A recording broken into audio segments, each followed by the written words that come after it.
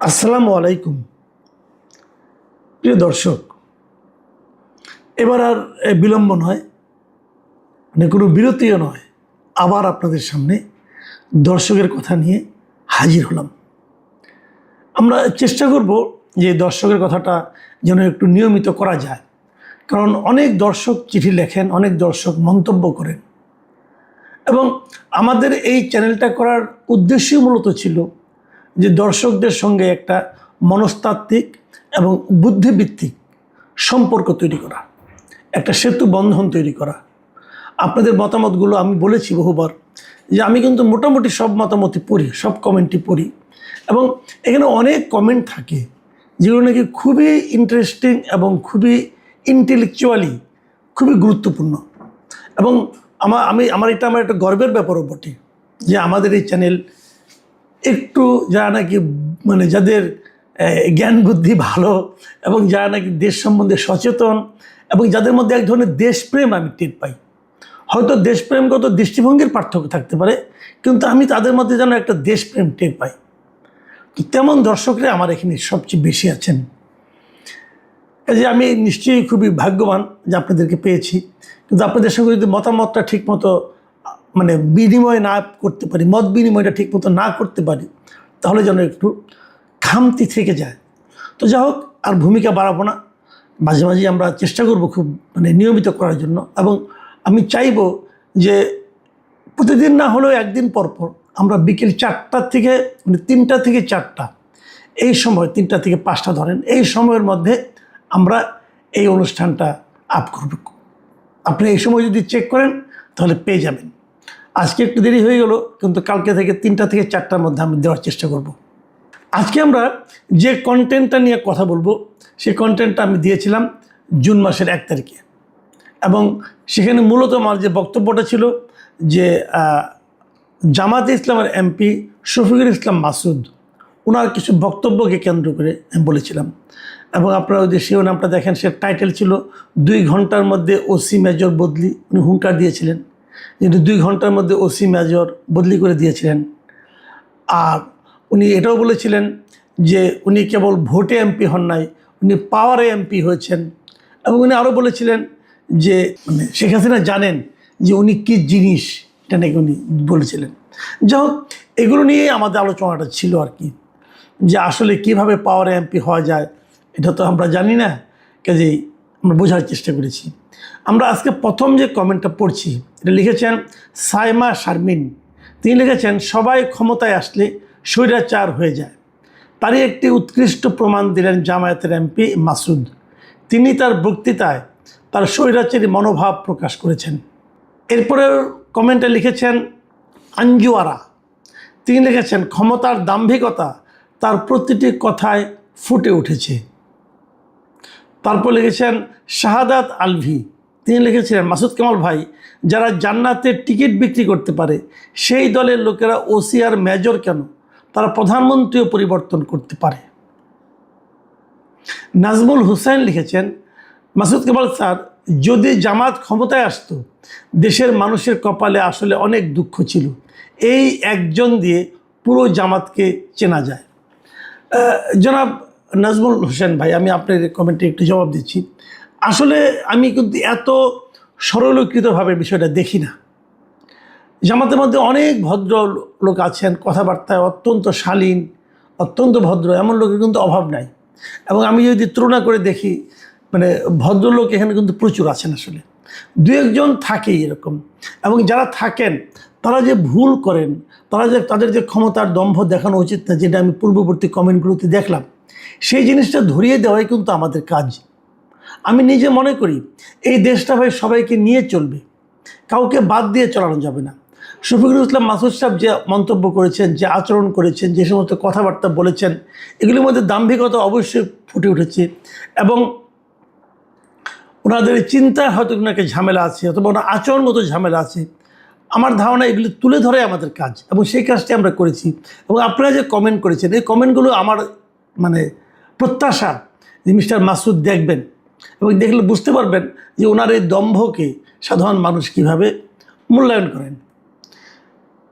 Simple mind, তিনি লিখেছেন, ভাই জনাব মাসুদ ভাই উনি যখন সভাপতি তখন বিশ্ববিদ্যালয়ের চারপাশে সন্ত্রাসীরা খুব অত্যাচার করত।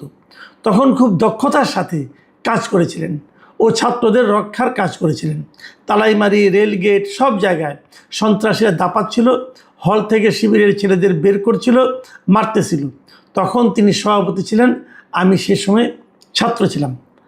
তার মানে এই সিম্পল মাইন্ড, উনি ওনার আসল নাম তো বুঝতে পারছি না, তো উনি যে কথাটা বলার চেষ্টা করলেন যে শফিকুল ইসলাম মাসুদ যখন নাকি রাজশাহী ইউনিভার্সিটিতে পড়তেন তখন উনি আসলেই ওই সন্ত্রাসীদের বিরুদ্ধে বেশ কিছু ভূমিকা রেখেছিলেন। সবুজ বর্মন লিখেছেন, 5ই আগস্টের সময় আমি একটা ভিডিও দেখেছিলাম মাসুদের।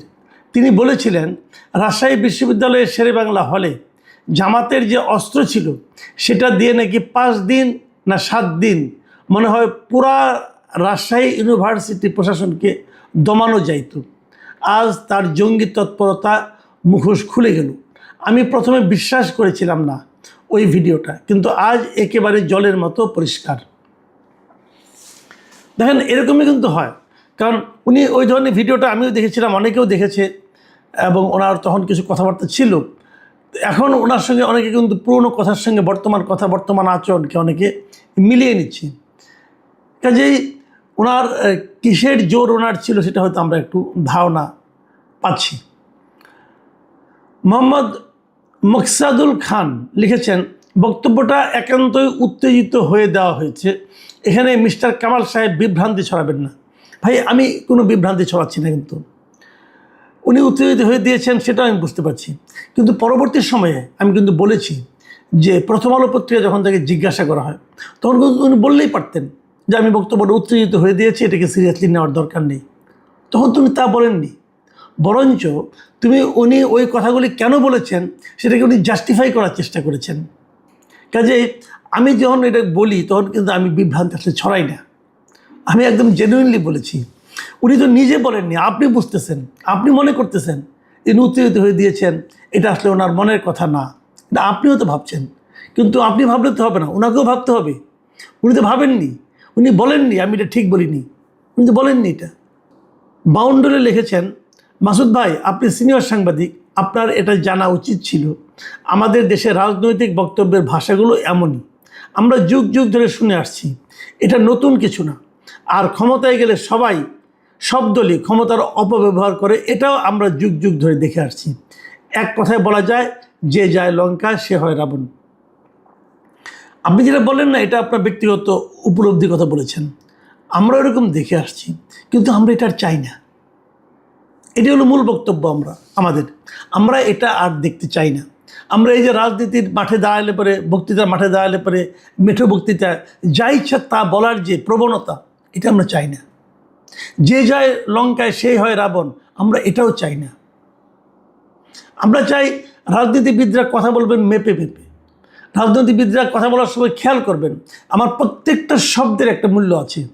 আপনি ভাবেন একটা কথা, একজন পলিটিক্যাল লিডার বক্তৃতা দিচ্ছেন, সেখানে তার সামনে তো 10,000 লোক আছে। এই 10,000-এর মধ্যে অন্ততপক্ষে 100 জন লোক আপনি পাবেন যারা নাকি ওই নেতার বক্তব্যের ভালো মন্দ বাজ বিচার করবেন না। উনি যা বলবেন ওনারা তাই বিশ্বাস করবেন, এবং এই ধরনের কথা যদি উনি বলেন, উল্টোপাল্টা কথা যদি বলেন, সেটা শুনে যারা বিশ্বাস করবেন তারা কিন্তু যে কোনো অঘটনও ঘটাতে পারে। যে কারণে আমরা মনে করি যে রাজনৈতিক নেতৃবৃন্দের বক্তব্য হওয়া উচিত সবচেয়ে সতর্কভাবে, তা না হলে কিন্তু সমস্যা হতে পারে। এই জিনিসটা মাথায় রাখতে হবে। এরপরে মন্তব্যটা লিখেছেন ন্যাচারাল বিউটি। তিনি লিখেছেন, তারা তো নামে বিরোধী দল, মূলত তারাই সরকারি দল, তাদের আসলেই অনেক ক্ষমতা হতে পারে। মোহাম্মদ আলী লিখেছেন, একজন মেয়র যদি প্রধান বিচারপতিকে ঘাট ধাক্কা দিয়ে বের করে দিতে পারেন তাহলে একজন এমপিও ওসিকে বদলি করতে পারেন। উনি তুলনা করেছেন জাস্ট, বাট আমরা কিন্তু এটাই বলছি আমরা, যে আমরা এ ধরনের সংস্কৃতি চাই না, দেখতে চাই না, এটা হওয়া উচিত না। আমরা এই কথাটাই বলছি। মজুমদার বাদল লিখেছেন, ক্ষমতা যারা পায় আইন প্রশাসন কি তাদের পকেটে থাকে? তনু সরকার লিখেছেন, মাসুদ কামাল ভাই আপনার আলোচনা এজন্যই আমি শুনি এবং আগ্রহে বসে থাকি, তার কারণ আপনি সত্য কথাগুলো তুলে ধরা এখন তো আমার মনে আছে ভোট তো তাহলে আমি আর মামুরা করেছে। হ্যাঁ, আমি একবার বলেছিলাম আসলে যে আমাদের এখানে ভোট হয়েছে আমরা আর মামুরা, তো উনি এটার মধ্যে মিল খুঁজে পাচ্ছেন। ফাহিম মোর্শেদ লিখেছেন, মাসুদ কামাল স্যার, বিএনপি নেতা যখন বললেন যে সিরাজগঞ্জের 13 পুলিশ তারা হত্যা করেছে, নিজ হাতে করেছে, তখন আপনার এই সমালোচনা কই ছিল? ভাই, আমি তখনও এই সমালোচনাটা করেছি। আমি করিনি আপনি তা বলতে পারবেন না। হয়তো আপনি আমাকে দেখেননি, আপনি হয়তো ওই সময়টায় অন্য কাজে অন্যগুলি নিয়ে ব্যস্ত ছিলেন, অথবা আমার ওটা আপনি মিস করে গেছেন, হতেই পারে। ঠিক আছে, আপনি শুনেননি, কোনো সমস্যা নাই, সব শুনতে হবে এমন তো কোনো আইন নাই। আমি তখনও মনে করেছি ওই বিএনপি লিডার যারা বলেছেন এই কথাগুলো, তাদেরকে আইনের আওতায় আনা উচিত। আমি আবার এটা এখনও রিপিট করছি। আশা করি এবার আপনি সন্তুষ্ট হচ্ছেন। ভাই, আমি কাউকে ফেভার অথবা ডিসফেভার করার ব্যাপার কথা আমি কখনো চিন্তাও করি না। আমি যা বিশ্বাস করি আমি তাই বলি। আমি মনে করি যদি কোনো বিএনপি নেতা বলে যে আমরা 13 জন পুলিশকে হত্যা করেছি, যদি ওনারা বলেন, তাহলে আমি মনে করি ওনাকে আইনের আওতায় আনা উচিত। এই ব্যাপারে যদি কোনো ধরনের দায় মুক্তির আইন করা হয়, তবুও আমি মনে করি এটা আইনের আওতায় আনা উচিত। তাহমিনা ইমা লিখেছেন, যারা দায়িত্ব পালন করে না তাদেরকে সরানো জরুরি, এটাই করা দরকার। কারণ জনগণের প্রতিনিধিরা জনগণের জন্য কাজ করবে, এটাই সঠিক।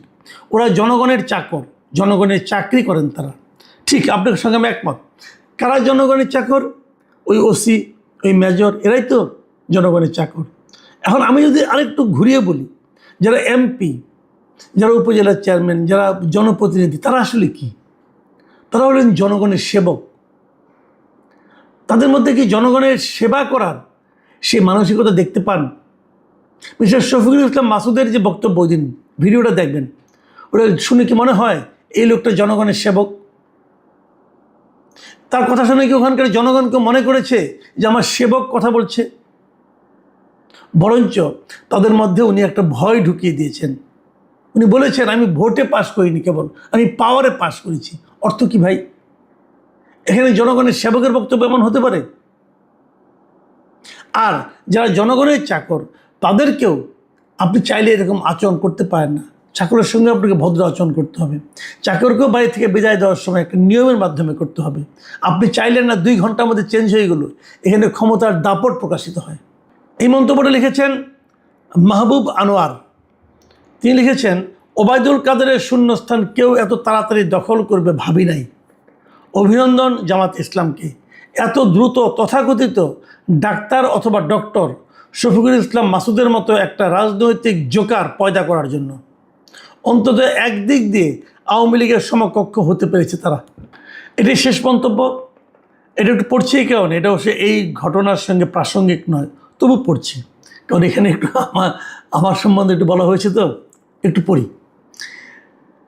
জাহিদ সিধু লিখেছেন, স্যার, গত 2 বছর ধরে আপনার প্রায় সকল ভিডিও আমি দেখি। আপনার ঠান্ডা মাথায় চিন্তা করার ধরন ও কৌশল আমি মনোযোগ দিয়ে শুনি এবং তা বাস্তব জীবনে ব্যবহারের চেষ্টা করি। আমি পেশায় একজন প্রযুক্তি প্রকৌশলী। পেশাগত কারণে যুক্তি লজিক দিয়ে আমাকে কাজ করতে হয়। আপনার চিন্তার ধরন ও কৌশল আমাকে অনেক সাহায্য করেছে। আশা করি ভবিষ্যতে আপনার কাছ থেকে আমি আরও অনেক কিছু, বিশেষ করে যুক্তি দিয়ে চিন্তা করা, শিখতে পারব। আমি সাধারণত কোনো ইউটিউব ভিডিওতে কমেন্ট করি না, এই প্রথম করলাম, শুধুমাত্র আপনাকে জানানোর জন্য আপনার কাছ থেকে মানুষ উন্নত চিন্তা শিখতে পারে। ধন্যবাদ।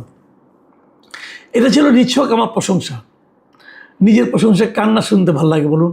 আমারও লাগে। একটু শুনলাম এবং আপনাদেরকে নিয়ে শুনলাম। আশা করি ভালো থাকবেন আপনারা। আগামী দিন চেষ্টা করবো আবারও আপনাদের সামনে হাজির হতে, ঠিক এই